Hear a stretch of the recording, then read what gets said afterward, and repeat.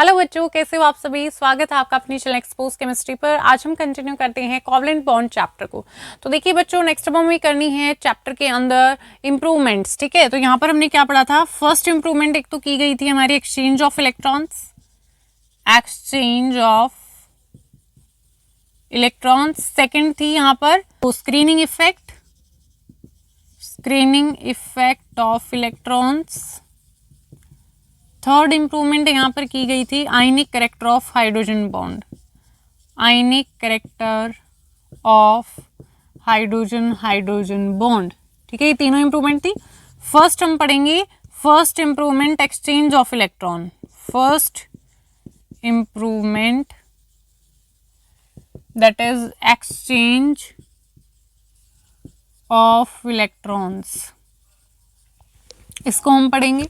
ठीक है बच्चों, तो यहाँ पर जब हमने कंबाइंड वेव इक्वेशन फॉर्म की थी तो क्या एज्यूम किया था। देखिए कंबाइंड वेव इक्वेशन क्या थी, psi is equal to psi A1 and psi B2, psi B2।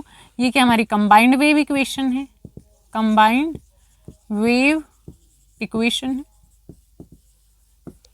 इसको हमने फॉर्म किया था। कंबाइंड वेव इक्वेशन को फॉर्म कैसे किया था बच्चों, हमने अज्यूम किया था कि यहाँ पर जो हमारे इलेक्ट्रॉन्स हैं, जब यहाँ पर मॉलिक्यूल की फॉर्मेशन होती है, दो हाइड्रोजन एटम है, जब ये मॉलिक्यूल की फॉर्मेशन होती है, यहाँ पर H2 मॉलिक्यूल फॉर्म होता है, तो यहाँ पर जो इलेक्ट्रॉन्स है वो डिस्टिंग्विशेबल हैं। ऑलराइट, यहाँ पर हम बता सकते हैं कि HA जो एटम है इसके पास कौन सा इलेक्ट्रॉन है, फर्स्ट इलेक्ट्रॉन है, एंड HB एटम के पास कौन सा है, सेकेंड इलेक्ट्रॉन है। इसी तरीके से ठीक है, यहाँ पर जो इलेक्ट्रॉन्स है वो हमें पता चल रहा है कौन सा इलेक्ट्रॉन्स किसके पास है। मतलब यहाँ पर डिस्टिंग्विश कर सकते हैं, हम बता सकते हैं इलेक्ट्रॉन्स को। ये हमने यहाँ पर एज्यूम किया था। इस तरीके से हमने एज्यूम करके और वेव इक्वेशन को फॉर्म करके यहाँ पर जब हमने बॉन्ड एनर्जी की वैल्यू को देखा, देखिए ये हमारा ग्राफ है potential energy and internuclear distance का। यहाँ पर ये फर्स्ट जो कर्व है वो हमारा शो कर रहा है एनर्जी चेंजेस को। ऑलराइट, तो यहाँ पर किस तरीके से हमारे एनर्जी चेंज हो रहे हैं। तो यहाँ पर जब हमने बॉन्ड एनर्जी वैल्यू को देखा वो बहुत ज़्यादा कम आ रही थी जो हमारी एक्सपेरिमेंटल वैल्यू है उससे। तो उसको कंपेरेबल बनाने के लिए हमें यहाँ पर क्या करना पड़ेगा, इंप्रूवमेंट्स करनी पड़ेंगी। ऑलराइट, तो वो इंप्रूवमेंट्स क्या होंगी हमारी, exchange of electrons, screening effect of electrons, ionic character of hydrogen bond. First हम पढ़ेंगे first improvement exchange of electrons. अब यहाँ पर हम क्या देखेंगे बच्चों, HA जो हमारे पास एटम है और HB जो हमारे पास एटम है, ये जो दोनों एटम्स है, अब यहाँ पर जो इलेक्ट्रॉन्स होंगे वो क्या होंगे, जब एक मॉलिक्यूल की फॉर्मेशन होती है तो यहाँ पर जो एटॉमिक ऑर्बिटल्स है वो ओवरलैप कर जाते हैं बच्चों। जब एटॉमिक ऑर्बिटल्स ओवरलैप करते हैं तो यहाँ पर जो इलेक्ट्रॉन्स हैं इन दोनों एटम्स की वो हमारे लिए इनडिस्टिंग्विशेबल हो जाते हैं। मतलब उनको हम डिस्टिंग्विश नहीं कर पाते हैं। फिर यहाँ पर हमारा इलेक्ट्रॉन होगा, इसके पास HA1 है, ठीक है, फर्स्ट इलेक्ट्रॉन, यहाँ पर सेकंड इलेक्ट्रॉन है। तो ये फर्स्ट इलेक्ट्रॉन जो है, ये वाला जो इलेक्ट्रॉन है, ये HB एटम के न्यूक्लियस के पास भी हो सकता है, उसकी भी प्रोबेबिलिटी है।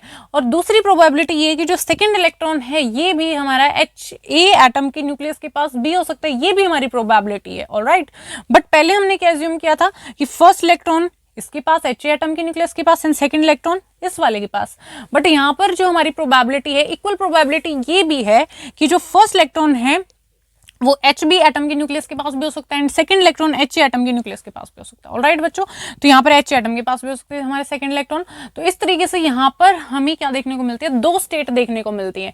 तो इसको हम एज्यूम करके यहाँ पर ये हम एजम्पशन जो है लेके यहाँ पर दो स्टेट को राइट कर सकते हैं। किस तरीके से, देखिए HA यहाँ पर फर्स्ट इलेक्ट्रॉन है, उसके बाद यहाँ पर HB2, ये हमारी स्टेट फर्स्ट हो गई। इसी तरीके से स्टेट सेकंड जब हम राइट करते हैं HA2 एंड HB1। ऑलराइट, तो इस तरीके से हमारी दो स्टेट हो जाएंगी, फर्स्ट स्टेट एंड ये आ जाएगी हमारी सेकंड स्टेट। सो स्टेट फर्स्ट है HA1, HB2 that is state first and HA2, HB1 that is state second. ठीक है बच्चों, ये हमारी स्टेट फर्स्ट है, ये हमारी स्टेट सेकेंड है। यहाँ पर स्टेट फर्स्ट के अंदर जो न्यूक्लियस A है वो इलेक्ट्रॉन कौन से इलेक्ट्रॉन के साथ में एसोसिएटेड है, फर्स्ट इलेक्ट्रॉन के साथ में। एंड यहाँ पर जो न्यूक्लियस B एसोसिएटेड है वो सेकेंड इलेक्ट्रॉन के साथ में है। So in state A, in state first the nucleus A is associated with electron first and nucleus B associated with electron second and in case of state second, nucleus A, बताओ बच्चों nucleus ए कौन से electron के साथ में associated है? Second electron second, and nucleus B electron first.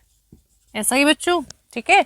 State first में nucleus से एसोसिएटेड इलेक्ट्रॉन फर्स्ट के साथ में, और न्यूक्लियस भी एसोसिएटेड इलेक्ट्रॉन सेकंड के साथ में। स्टेट सेकंड के अंदर जो न्यूक्लियस ए इलेक्ट्रॉन सेकंड के साथ में एसोसिएटेड है, and nucleus be associated electron first के साथ में। अब हमें अगर इसका वेव फंक्शन राइट करना है, तो वेव फंक्शन को हम कैसे राइट करेंगे?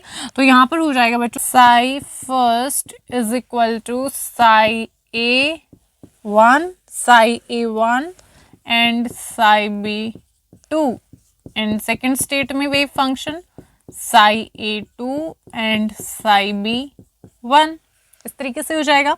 और बच्चों ये साई हमारा फर्स्ट स्टेट के अंदर, सेकंड स्टेट के अंदर है। अब ट्रू वेव फंक्शन हमें चाहिए, तो यहाँ पर थ्योरम सेकंड हमारी काम आएगी। थ्योरम सेकंड के अकॉर्डिंग क्या है, अगर हमें ट्रू वेव फंक्शन चाहिए तो वो क्या होगा? लीनियर कॉम्बिनेशन होगा वो हमारे वेव फंक्शंस का। तो यहाँ पर हमारे पास दो वेव फंक्शन, तो इनका क्या हो जाएगा? लीनियर कॉम्बिनेशन आ जाएगा हमारे पास true wave function, right. So यहाँ पर हो जाएगा हमारे पास psi is equal to psi C1 psi first state का and C2 psi second state का, ऑलराइट। तो यहाँ पर Sai is equal to C1। अब देखो साई फर्स्ट क्या है हमारे पास? साई ए,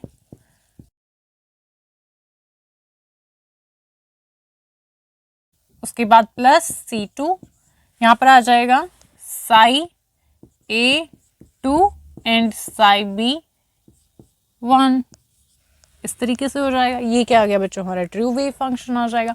अब यहाँ पर C1 C2 क्या है बच्चों? ये हमारे कॉफिशिएंट्स हैं, ठीक है। ये क्या है? हमारी कॉफिशिएंट्स हैं।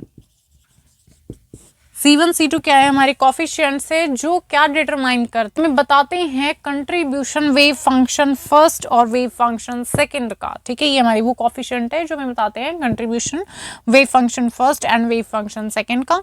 And this is our first equation, this is second equation, alright. यहाँ तक नोट करो, फिर आगे करते हैं। सो हाइड्रोजन मॉलिक्यूल के अंदर बच्चों, हाइड्रोजन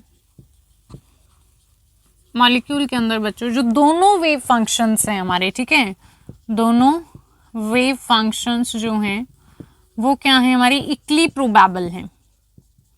इक्वली प्रोबेबल मतलब जो उनकी प्रोबेबिलिटी है, प्रोबेबल, इक्वली प्रोबेबल है मतलब जो उनकी प्रोबेबिलिटी है वो क्या है? दोनों की है। दोनों क्या होंगी? मतलब इक्वल वेट्स के अंदर होंगी। दोनों क्या होंगी बच्चों?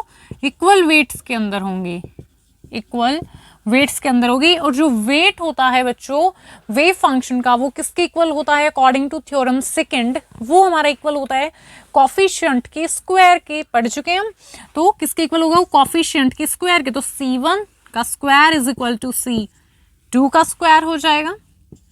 The weight of wave function, weight of wave function first, wave function first is equal to weight of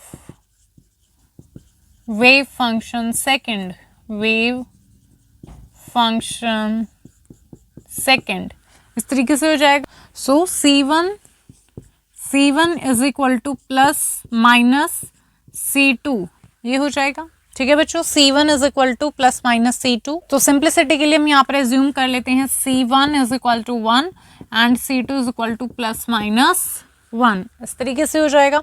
तो यहाँ पर हम जो वैल्यूज हैं C1 is equal to 1 and C2 is equal to plus 1, एक बार ये वाली वैल्यूज हम पुट करेंगे।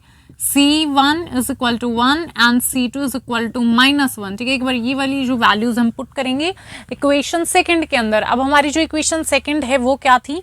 Sai is equal to true, जो हमारा वेव फंक्शन था वो किसके इक्वल था? साई ए फर्स्ट, C1 था यहाँ पर बाहर, C1 psi A first and psi B second, इस तरीके से हो जाएगा। और plus C2 psi B first and psi B second, first second था यहाँ पर, फर्स्ट, यहाँ पर ये सेकेंड इलेक्ट्रॉन है और यहाँ पर फर्स्ट, सेकेंड इलेक्ट्रॉन यहाँ पर आएगा और यहाँ पर फर्स्ट इलेक्ट्रॉन, ठीक है बच्चों, Sai A1 Sai B2 C1 है, प्लस में C2 Sai B2 Sai B1, इस तरीके से ये हमारी इक्वेशन क्या बच्चों सेकंड थी। तो यहाँ पर हम C1 C2 की वैल्यूज को पुट करेंगे, एक बार C1 को 1, C2 को +1, एक बार C1 को 1 एंड C2 को -1। तो यहाँ पर हमारे पास दो इक्वेशंस आ जाएंगी। तो देखिए क्या आएगी, Sai is equal to C1, C1 की वैल्यू क्या है 1 रखनी है तो 1 हो जाएगा ये। तो यहाँ पर आ जाएगा Sai A1 Sai B2, plus में C2 की वैल्यू 1 पुट करेंगे तो यहाँ पर आ जाएगा Sai B2 and Sai A, Sai A2 and Sai B1। ठीक है बच्चों, ये हमारी इक्वेशन हो जाएगी, सिंपल है बिल्कुल। यहाँ पर हमने C1 की वैल्यू को 1 पुट किया और C2 की वैल्यू को +1 पुट किया है। तो यहाँ पर Sai A1 Sai B2 Sai A2 Sai B1, इस तरीके से हो जाएगा ये।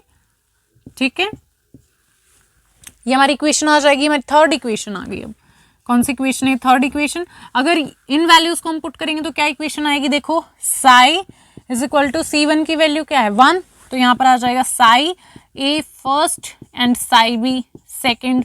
अब माइनस में आ जाएगा बिकॉज -1 यहाँ पुट करेंगे तो माइनस में आ जाएगा, 1 है यहाँ पर। ठीक है, तो यहाँ पर हो जाएगा Sai A2 and Sai B1। Alright, ये आ जाएगी बच्चों हमारी फोर्थ इक्वेशन। ठीक है, ये हमारी थर्ड इक्वेशन हो जाएगी और ये वाली हमारी फोर्थ इक्वेशन हो जाएगी। एंड द वेव फंक्शन, ये जो हमारा वेव फंक्शन है ये आ जाएगा साई प्लस, ये आ जाएगा साई माइनस।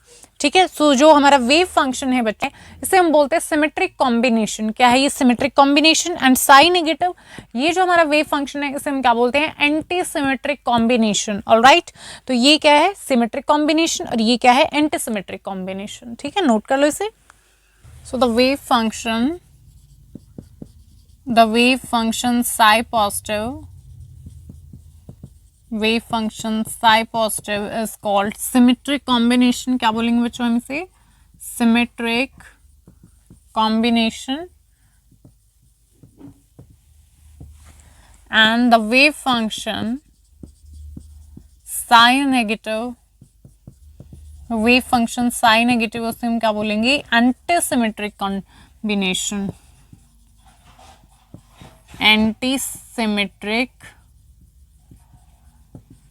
कॉम्बिनेशन। क्या बच्चों, एंटीसिमेट्रिक कॉम्बिनेशन है।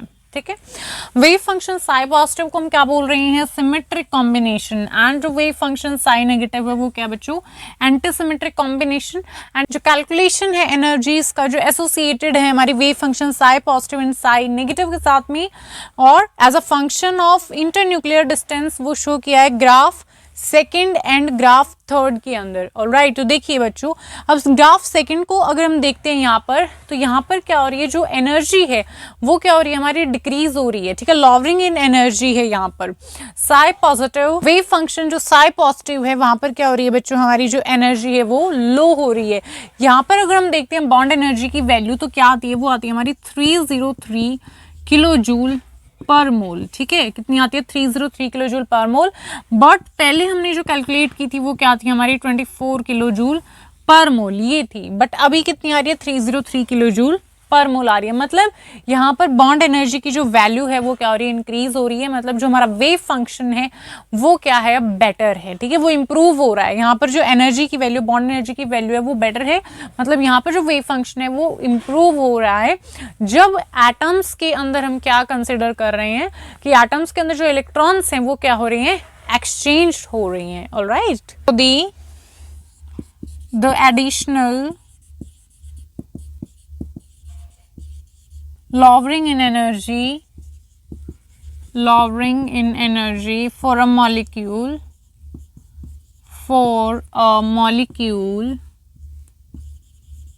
obtained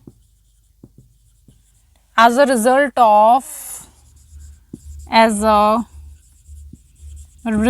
of concept of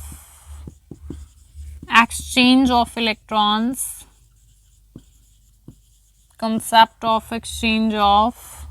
between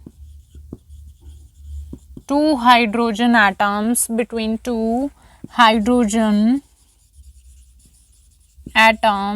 is called exchange energy। उसे हम क्या बोलेंगे बच्चों, एक्सचेंज एनर्जी हम बोलेंगे, क्या होगी वो हमारी एक्सचेंज एनर्जी। सो जो एडिशनल लो है लोवरिंग एनर्जी के अंदर, ठीक है, एनर्जी जो हमारी लो हो रही है एक मॉलिक्यूल के लिए, कैसे ऑब्टेन हुई है वो concept of exchange of electrons की वजह से। यहाँ पर हमने क्या देखा है, जो इलेक्ट्रॉन्स है वो एक्सचेंज हो रहे हैं दो हाइड्रोजन एटम्स के बीच में, तो उसे हम क्या बोलेंगे बच्चों, एक्सचेंज एनर्जी। क्या बोलेंगे हम, exchange energy. So exchange energy जो है हाइड्रोजन मॉलिक्यूल के लिए क्या हो जाएगी, 303 minus 24 that is equal to 279 kilo joule पर मोल हो जाएगा। ये जो एनर्जी है this is the exchange energy for hydrogen molecule. So 279 is the exchange energy for hydrogen molecule. ये क्या है बच्चों, हमारी एक्सचेंज एनर्जी है हाइड्रोजन मॉलिक्यूल के लिए, दैट इज 279 किलो जूल पर मोल। क्लियर है, नोट कर लो। साइन नेगेटिव वेव फंक्शन, इसमें क्या होता है बच्चों, जो हमारी एनर्जी है वो इंक्रीज होती है, एनर्जी इंक्रीज होती है, ठीक है। जैसे ही टू एटम्स बच्चों अप्रोच करते, कर्व थर्ड के अंदर देखिए, जैसे ही टू एटम्स अप्रोच करेंगे एक दूसरे को, यहाँ पर जो एनर्जी है वो क्या होगी, हमारी इंक्रीज होगी। मतलब ये क्या है, हमारी रिपल्सिव स्टेट है, नॉन बॉन्डिंग स्टेट है। कैसी स्टेट है ये, हमारी रिपल्सिव और नॉन बॉन्डिंग स्टेट हो जाएगी, नॉन बॉन्डिंग स्टेट हो जाएगी, ठीक है। और ये क्या होती है हमारी psi negative wave function, antisymmetric combination होता है यहाँ पर, इसे हम क्या बोलते हैं, एंटी सिमेट्रिक कॉम्बिनेशन। मतलब यहाँ पर जो बॉन्डिंग है वो पॉसिबल नहीं है, यहाँ पर बॉन्डिंग नहीं होगी। बॉन्डिंग किस में होती है, साई पॉजिटिव वेव फंक्शन के अंदर।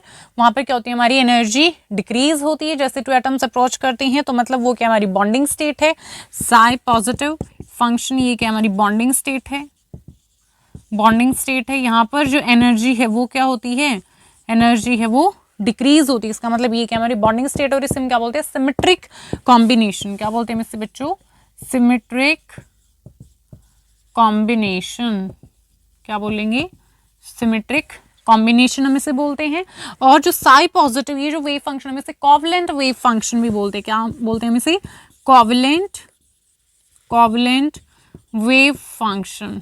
कोवलेंट वेव फंक्शन क्यों बोलते हैं, बिकॉज एक टाइम पे जो हमारा न्यूक्लियस है उसके पास क्या है, एक इलेक्ट्रॉन है। यहाँ पर क्या है बच्चों, चार्ज की सेपरेशन नहीं है, चार्जेस यहाँ पर डेवलप नहीं हुए, तो चार्ज सेपरेशन ना होने की वजह से एक न्यूक्लियस के पास में, लाइक ए न्यूक्लियस है तो उसके पास एक इलेक्ट्रॉन है, बी न्यूक्लियस है तो उसके पास दूसरा इलेक्ट्रॉन है, ठीक है। तो यहाँ पर चार्ज सेपरेशन नहीं है, तो इसलिए हम इसे क्या बोलेंगे, कोवलेंट वेव फंक्शन हम इसे बोलते हैं। सो ओके स्टूडेंट्स, आज के इस वीडियो में इतना ही करते हैं। यहाँ तक आपको कोई भी डाउट है कमेंट बॉक्स में कमेंट करना। मिलते हैं नेक्स्ट वीडियो में।